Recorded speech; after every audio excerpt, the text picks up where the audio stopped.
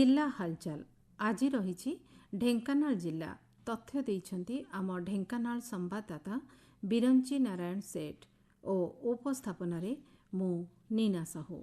ढेंकानाल जिले में वन विभाग पक्षरु ट्राप कैमेरा माध्यम कलरापतरिया बाघ गणना आरंभ होईछि।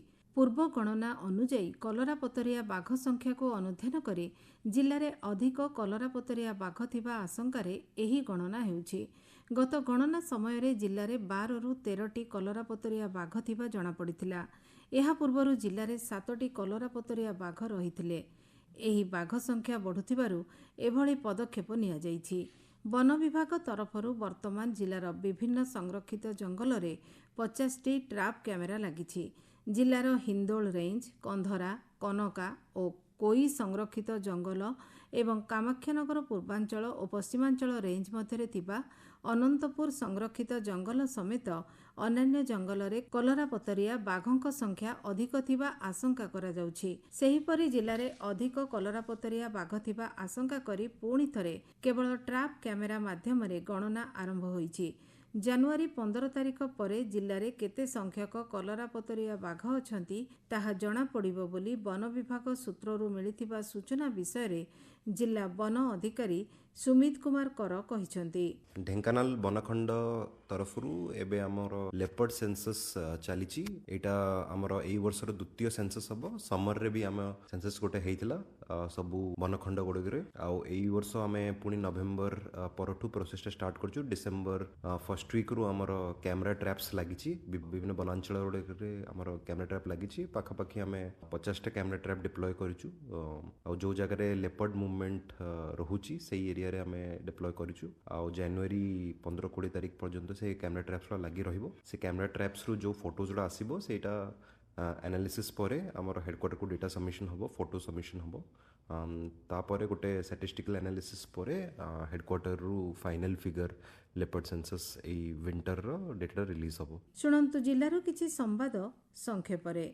ढेंकानाल जिला पई गत मास 7 तारिख रे केंद्र कैबिनेट नेइतिबा 85टी नुआ केंद्रीय विद्यालय मध्यरु 8टी ओडिशा पई होइतिबा बेले गोटिए ढेंकानाल रे खोला जिबार निष्पत्ति सूचना पाई जिल्लावासींक मध्यरे उत्साह खेली जाइतिला।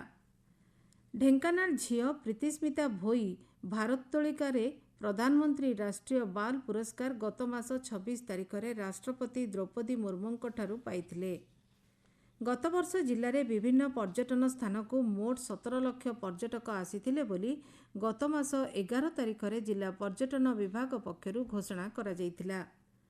ढेंकानाल जिले में चतुर्थ राष्ट्रीय लोक अदालत गत मास 14 तारिख रे विचार विभागीय कोर्ट परिसर में अनुष्ठित होइतिला।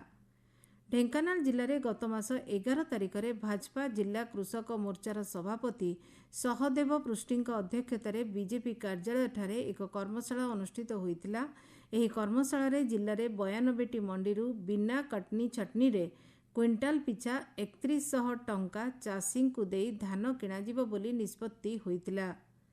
ढेंकानाल जिले में थिबा इंडियन पोर्ट्स लिमिटेड 2024-25 पई 9500 एकर जमी रे 3 लाख मेट्रिक टन रो आखु पेड़ा पई गत मास 8 तारिख रे जिलापाल सोमेश कुमार उपाध्याय जोगदेई कारखानार शुभारंभ करथिले। ढेंकानाल जिले में जिला प्रशासन, महिला और शिशु विकास विभाग और सखीर मिलित आनुकूल्य रे जिले में 16 दिन धरी चलीथिबा लिंगगत हिंसा विरोधी अभियान गत मास 13 तारिख रे जिला कार्यालय सद्भावना गृहठारे उद्यापित हो जाइछि।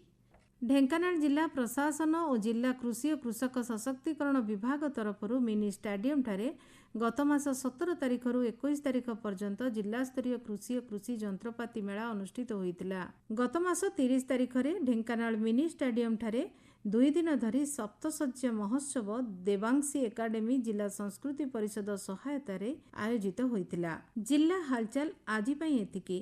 आसंता काली जिला हालचाल रे सुनिबे गजपति जिला संपर्क रे।